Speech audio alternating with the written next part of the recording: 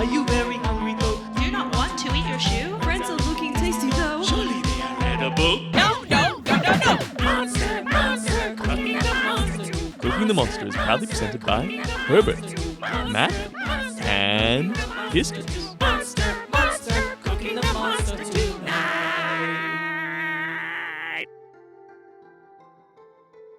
Good afternoon, ladies and gentlemen, and welcome to PAX Day 2. We're doing our special Cooking the Monster exclusive episode, as opposed to our usual 6-minute episodes. We'll take a bit of time here with myself, Herbert, and our herbal specialist, Kistrix from the Wildwood Apothecary, to talk about today's monster, how to break it down into serviceable choice cuts of meat, and how to prepare it and flavor it for your enjoyment.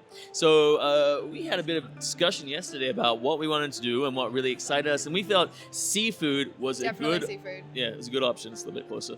Seafood was a good option, and we didn't want to go small on this one because it's, go hard or go home. So we went all the way up, and we're talking about the Kraken.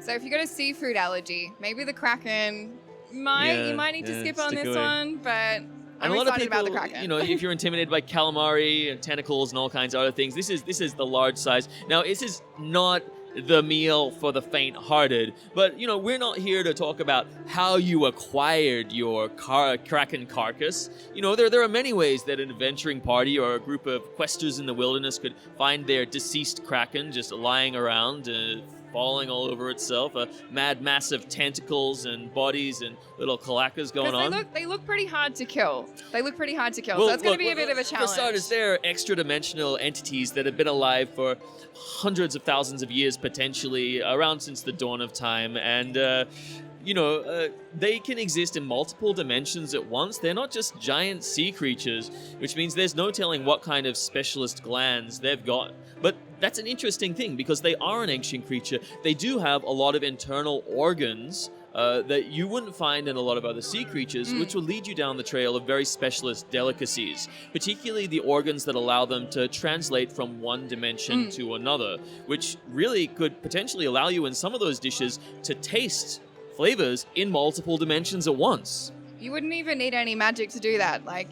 No, just It is pure going to cookery. be a party, a flavor party in your mouth with the Kraken. Of course, you're going to need the right tools, and I don't think prestidigitation is going to help you in creating small tools for this one, because with prestidigitation, you can only create a small cooking utensil for, cooking something that you could hold in your hands, whereas with a Kraken, you need something huge. Now, to mince the Kraken meat, I'd suggest something like Cloud of Daggers or Wall of Blades. They're both higher level spells, but if you're going to be processing a Kraken for consumption anyway, then you're going to be a higher level adventurer, and you're likely going to have access to some of those higher level spells that will allow you to just create a Wall of Blades, process a whole Kraken tentacle through it at once.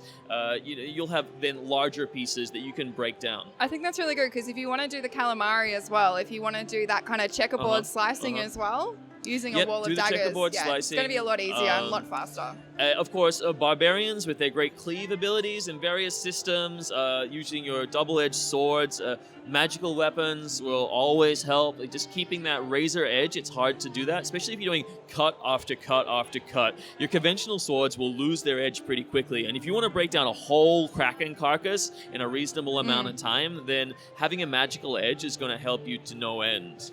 I think as well, you don't even have to think about some of the higher level spells to prepare the Kraken. I was actually thinking you could use something, it's a first level conjuration spell for wizards, using something like grease. Yep. Yeah, grease would pork rind and butter. definitely lube up that Kraken for slicing. And as it's a magical effect, they don't tend to stick around. So for the duration of the spell, the grease will be in effect. But by the time it's finished, the grease will just magically disappear, and you'll have all the lubrication you need to break down that Kraken, get that barbarian lubed up and ready to go. And I think it'd be good flavor as well, coming with the butter and the pork. Uh-huh. Yeah? Do you think Go that with dropping flavor? the grease in? Now, the very important thing about that is, again, the spell doesn't last forever. So if you are flavoring and you have a variant of a grease spell that's like a butter spell, potentially an olive oil spell, various magical researchers have accomplished intense tasks and crafted all kinds of great spells. I mean, if the Netheril wizards can turn a whole top of a mountain upside down and build a city on top of it, surely you, in the scope of your path as a wizard, can make an olive oil spell to base that Kraken, and then you could cook the Kraken in the olive oil, and even Definitely. though the oil might disappear Yum. after the course of the cooking, the flavor would Yeah, still it's all about the infuse flavor into here. the meat. It's all That's about the the flavor right. here. Yeah. Yeah. And it would take away a lot of the oils, because oils can sometimes just oversaturate and make the food a Yeah. lot heavier than it needs to be, especially if you're creating like a Thai salad with the Kraken or something like that. Yeah. I was actually thinking for actual foods as well. So olive oil, getting into kind of some more Italian flavors, looking at something like we could do like a Kraken, pesto, pine nut, basil, something like that. And are you talking really about a good. diced Kraken, or you think you've actually creating, because you've got such large amounts of like calamari lengths, you could create a noodle out of the Kraken lengths as well, I especially if hadn't thought you're of noodle. Noodle would be cross-sectioning it. great. Yeah. Yeah, and then you wouldn't even have to sauce anything like pastas or anything to add into it. You could actually like make your own pasta out of Kraken pasta. Now, of course, preparation is all subject to the audience, and if you're cooking, particularly for your storm giants, which are the largest upper echelon of the giants in the universe, then you are actually able to do an entire roast if you wanted to, and Ooh. a roast Kraken on a large platter would be amazing. What kind of herbs and vegetables do you think you'd put in to accompany that, Kistrix? Yeah, so the things that I had actually selected was the Pimpinella anisium, which is also known as anise. Okay. So a lot of the kind of calamari foods traditionally go with your kind of licorice flavors there. So that's what I'd be sprinkling that in a batter. It's maybe, interesting could you do. talk about licorice, because the Mind Flayer's tentacles are actually known to have a vanilla flavoring to them, or a vanilla scent to them. Yeah.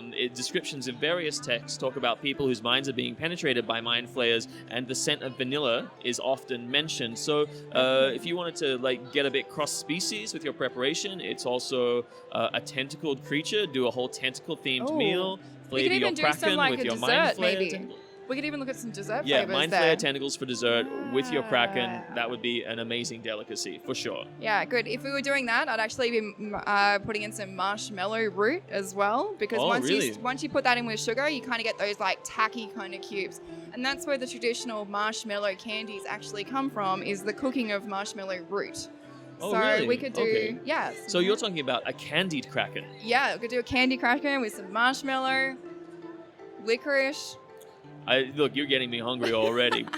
All right, but what kind of vegetables are going to be large enough to serve with your Kraken, assuming you are preparing it whole for storm giants? Yeah, I don't know if we could talk about size, but certainly availability. True. And we've got a common weed that is a vegetable as well, and that would be Taraxacum officinale. So that is, Tabaxicum officinale. so that's your dandelion. So that's going to be a weed. It's going to be growing everywhere. So you could certainly harvest quite a lot of that to serve with the. And what kind of flavor does that generate? It's got a very bitter flavor. Okay. It's bitter, it's bright, it's green, it's fresh. I would be mixing that in. It's also going to help with the digestion. Okay. Of So the good for your Kraken meat. adventurous stomachs. Yeah, good for the adventurous stomachs, and particularly if you're going to be using some of that Kraken ink as well, that's kind of coming through. So which a is- Kraken ink pasta, perhaps, Yeah, as well. Kraken ink pasta, and that's what I was kind of thinking, going with that before, because it's got a lot of amino acids in it. I found Okay. out. So you got a lot of dopamine, L-dopa, tyrosine. A dopamine, you say? Yeah. Wow, so So- you're going to have a really nice time when you're You having that are. Kraken You're gonna meal. feel good. I imagine that with a Kraken, which is such an ancient creature, its ink would have a pretty high concentration of dopamine in it as well. So you'd probably want to go a little bit easy on that, or maybe dilute it to a degree when you're preparing the sauce. Yeah, definitely. Otherwise, you're going to have a pretty euphoric dinner table on your hands. It's interesting that the Kraken is an interdimensional creature. Yeah. And dopamine is actually a chemical that helps us perceive reality. So what you're posturing here is that perhaps by cooking the Kraken in the correct way and distilling perhaps the ink from the Kraken, you might be able to get eyes on another dimension I think while so. in a euphoric state. Definitely. What a dinner party. I want to be there. I want to be there at this dinner party. Interdimensional Kraken pasta. Oh, that'd be great. That'd be great. Yeah, so good. But aside from that, I mean, there's always a classic deep fry, but leads us to the problems, because you've got such a large creature. So a giant deep fryer, is that a possibility? Or do you think you'd just be cutting it into smaller pieces? I think you're going to have to cut it into smaller pieces. I think because once you chuck it in the hot oil, because calamari can go and like the Kraken would go so tough so quickly, we'd need to cut it into more serviceable chunks. Because if we put the Of whole course, piece in there, of course. we're going to have an outside that's very tough. Being multidimensional also means you can talk about extracting life essence Oh. and fueling various foods foods or infusing various foods with life essence is a major delicacy on the tables of lichers who still want to experience eating while at the same time getting the vital essence to refuel their phylacteries. Oh, I didn't know that. Yeah. Oh, that's awesome. Man, this is so up my alley. I like, yes, potions, give me that life Yeah, good. essence. But that brings us back to audiences, you know? Yeah. Who's your audience? Who are you cooking for? Yeah. Who's in your party as well? And again, morally, it's an interesting question. Would a conventional, lawful good adventuring party be interested in killing and eating a kraken? Because a kraken is still a sentient creature. And while we don't encourage you to eat sentient creatures, we're here to provide you with the tools necessary to do that. Because if you're one of the many species who doesn't regard other sentient creatures as things that need to be respected to the point where they're not consumed above. or don't exist, those faux pas. Kinku, for example, are a crow-based carrion species. They'll quite happily eat carcasses. Even Aarakocras, they're a lawful species typically, or a good species typically, but they'll still chow down on a human. It's really not an issue for them. I think it just depends on the culture and the perspective of each That's of the right, races. and I mean that's the beautiful, that's the interesting thing about Faerun is they don't really have the same moral compasses that we do. In the same way, if in the human world you look back at the Roman Empire, they really didn't see things in the same way that we did, and looking at another human, unless they were a citizen, they were simply a commodity. Yeah, it's and a slave, and cultural relevance, but in D&D. Of course, very important. Very So back important. to the Kraken. All right, I think if maybe if we had like a bit of a seaside kind of theme going on, we could do a chip buddy and Kraken. Oh, really? Yeah, I reckon we could get really Brit on this one and get a chip buddy. You know, King of Calamari and chips, chip buddy. Okay, Little- yeah, little have bit the of chips. vinegar, Of course, chips yeah. are a classic. Little bit of But vinegar on also, if you're going for a seaside theme, think about adding seaweed in. I mean, adding elements from natural habitat. Plus, if you're already in the seaweeds. environment where you've just killed a kraken, it's highly likely you're going to have access to these natural resources. And there's such an amazing variety of flavors that come from the different seaweeds. The edible seaweeds, like things like Irish moss as well, they're just so high in things like iodine that our apprentice is going to need. So it's a very nutritious source.